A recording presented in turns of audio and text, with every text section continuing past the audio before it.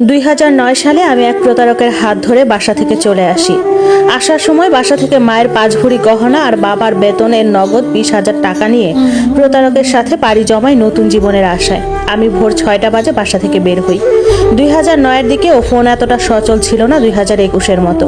প্রতারকটা আমাদের এলাকার ভাড়াটিয়া ছিল। চিঠির মাধ্যমে তার সাথে আমার প্রণয়ের সম্পর্ক গড়ে ওঠে। 2009 সালের কোনো একটা সকালে তার সাথে আমি বসে থাকি রেল স্টেশনে। ট্রেনের জন্য দুজনে অপেক্ষা করি। আমি ভয় পাচ্ছিলাম, আবার সুখও পাচ্ছি, কারণ আমার প্রিয় মানুষটার সাথে আমি নতুন অধ্যায় শুরু করব তাই। আমরা রেলে করে ঢাকায় আসি। ঢাকায় আসার পর সে বলল, মোনা তোমার টাকাগুলো দাও তো। তখন আমি নিজের কাছে 5,000 রেখে বাকি 15,000 তাকে দিয়ে দেই। আর সে আমাকে বলে, কত এনেছো? আমি তাকে বলেছি 15,000 এনেছি, আর কিছু গহনা। সে শুধু আমাকে বলল, গহনাগুলো সাবধানে রেখো। আমরা একটা খাবার হোটেলে ঢুকি আর নাস্তা করি। হোটেল থেকে বের হয়ে সে মোবাইলের দোকানে ঢুকে। সে আমার টাকা একটা অ্যান্ড্রয়েড স্মার্টফোন কিনে 12,000 টাকা দিয়ে, আর তার নোকিয়া মোবাইলটা আমাকে দেয়। তার মোবাইলটার দাম 1,000 টাকা এমন হবে। সে মোবাইল কিনে আমাকে বলে, এ শহরে এমন দামি মোবাইল না থাকলে ভালো চাকরি জুটবে না। আমিও তার কথা বিশ্বাস করে নিলাম। এরপর সে আমাকে নিয়ে তার বন্ধুর বাসায় ওঠে। বন্ধুটা একটা রুমে থাকে, সেখানে আমরা দুইজন। রাতে আমি আর ও নিচে থাকে, আর বন্ধুটা চৌকির উপরে থাকে।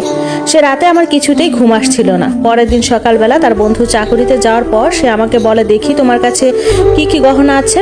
আমি গহনাগুলো বের করে তাকে দেখাই, আর টাকাগুলো আমার কাপড়ের মধ্যে লুকিয়ে রাখি। তারপর তার সাথে আমার দৈহিক সম্পর্ক হয়। এভাবে কয়েকদিন যায়, কিন্তু সে আমাকে বিয়ে করছিল না। আমি তাকে বিয়ের জন্য অনেক চাপ দেই, তারপরেও সে আমাকে বিয়ে করছে না। সে আমাকে বলে, ভালো দিনে বিয়ে করতে হয়, আমি তোমাকে শুক্রবার দিন বিয়ে করব। আমিও তার কথা বিশ্বাস করি। ওই বাসাটায় 4 দিন অতিক্রম করার পর সে একদিন বাহির থেকে এসে আমাকে বলে, মোনা আমরা যে অবিবাহিত একসাথে আছি, এলাকার কয়েকটি ছেলে পেলে সেটা জেনে যায়। এখন তারা বাসার দিকে আসছে, আমরা কি করব? এটা বলার কিছু সময় পর 3টা ছেলে আসে, আর আমাদেরকে নানা রকমের বাজে কথা বলতে থাকে। ও ছেলেদের কিছু টাকা দিয়ে ম্যানেজ করতে চায়, কিন্তু তারা রাজি হয় না। তখন ছেলেগুলো বলে তাদের সাথে আমি শারীরিক সম্পর্ক করলে তারা নাকি আমাদের ছেড়ে দিবে। আর তার বন্ধুর বাসাটা এমন একটা জায়গায় ছিল, আশেপাশে মানুষ আছে, কিন্তু বাড়ির দরজা আটকিয়ে দিলে কে কি করে সেটা কেউ খোঁজ রাখে না, আর দেখাও যায় না। আমার তো শয়তানটার নামও বলা হয়নি।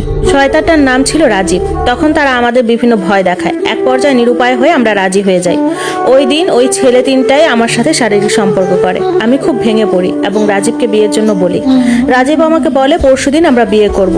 তার পরের দিন রাজীবের বন্ধু রাজীব বাসা না থাকা অবস্থায় আমার সাথে শারীরিক সম্পর্ক করে।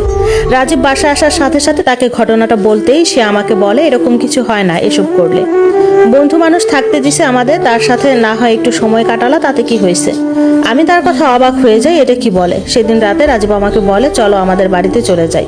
তার আগে আমার বড় বোনের বাড়িতে গিয়ে আমরা বিয়েটা সেরে নিব। তার বড় বোনের বাড়ি নাকি কুমিল্লাতে। আমিও তার কথা বিশ্বাস করে সেদিন রাতে আমরা কুমিল্লার জন্য রওনা দিই, এবং সে আমার সাথে আনা গহনাগুলো নিয়ে নেয়। বলে, আমার কাছে রাখি, তুমি হারিয়ে ফেলবে। আমি 17 বছরের এক আবাল যুবতী না বুঝে তাকে বিশ্বাস করে ফেলি। কুমিল্লাতে আসার পর আমরা একটা বাসায় আসি। সেখানে একটা খুব সুন্দরী মহিলা ছিল। আমি তাকে সালাম দেই। সে নাকি রাজীবের বোন। তারপর তারা একটা রুমে গিয়ে কি কথা যেন বলল। তারপর রাজীব আমায় বলল, মোনা কিছু খেয়ে ঘুমাও, অনেক জার্নি করে এসেছো, রাতে আমরা বিয়ে করব। এখন আমি বিয়ের বাজার করতে যাচ্ছি, তুমি থাকো। আমিও তার কথায় বিলিভ করে থেকে গেলাম। সেখানে আমার মতো কয়েকটি মেয়েকে দেখলাম, আর বাসাটা অনেক বড় ছিল।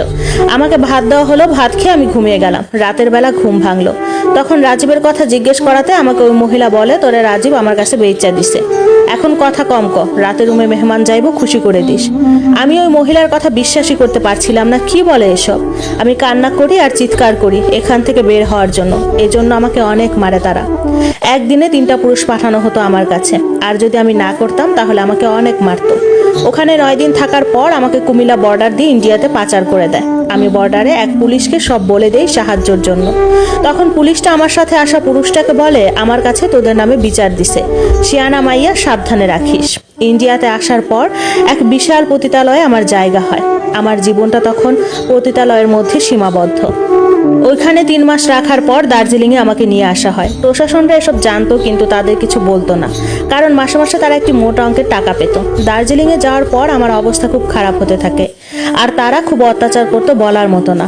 আমি যাদের সাথে ছিলাম মেয়েগুলো ভীষণ সুন্দরী ছিল। আমাদের একসাথে তেমন গল্প করতে দিত না, আর আমাদের তারা গরু ভাবতো। প্রতিদিন 4 জন কিংবা 5 জন পুরুষ আমাদের কাছে পাঠাতো।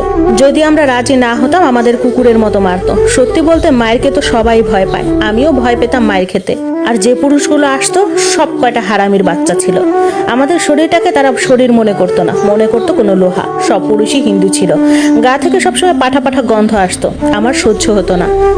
একদিন সিদ্ধান্ত নেই এসব জাহান্নাম থেকে মৃত্যু ভালো, তাই আত্মহত্যা করার সিদ্ধান্ত নেই। বাথরুমে গিয়ে ঝর্ণার পাইপের সাথে নিজের গলায় দড়ি দেই, কিন্তু মৃত্যুর খুব কাছাকাছি এসে নিজে আবার বাঁচতে চাই। মৃত্যুর কষ্ট অনেক ভয়ানক, সেদিন গলায় দড়ি দিয়েও নিজেকে কোনো রকম বাঁচিয়ে নেই। দার্জিলিংয়ে 1 মাস থাকার পর আমাদের নেপালে নিয়ে যাওয়া হয়। আমি সহ মোট 18টা মেয়েকে নেপালে তারা পাচার করে। নেপালে আমাদের একটা বাংলো বাড়ির মতো জায়গায় নিয়ে যাওয়া হয়। আমার বাড়ির কথা ভীষণ মনে পড়তো, কত সুখের জীবন ছিল, অথচ আমি নিজেই আমার জীবনটা নষ্ট করেছি। আমরা 4 বোন ছিলাম। বাবা চাকুরি করতেন, মাসে 30,000 টাকা বেতন পেতেন, সে টাকা দিয়ে আমাদের খুব ভালোই দিন যেত।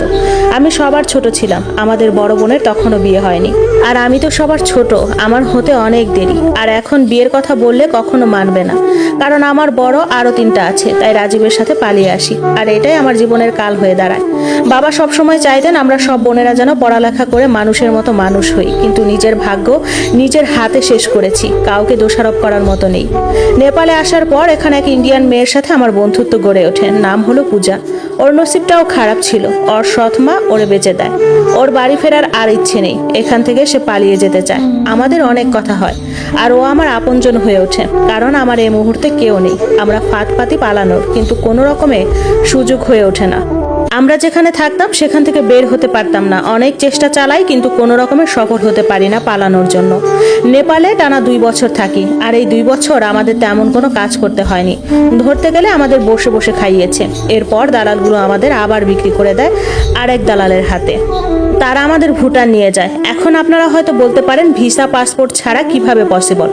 আসলে তাদের সাথে চুক্তি থাকে প্রশাসনের, এমনকি 2021 সালে এসেও কাউকে বাংলাদেশ থেকে বর্ডার দিয়ে কোথাও পাচার করতে গেলেও কিছু লাগে না, কারণ ঘাটে ঘাটে কিছু অসাধু দালাল থাকে এদের জন্য। ভুটান যাওয়ার পর আমাদের অবস্থা একদম খারাপ হয়ে যায়। এখানে আমাদের চাহিদা অনেক, আর কাস্টমারও আসে অনেক। যে দালালটা আমাদের কিনেছে সে 5 মাসের মধ্যে আমাদের দিয়ে ব্যবসা করিয়ে টাকা উঠিয়ে ফেলেছে।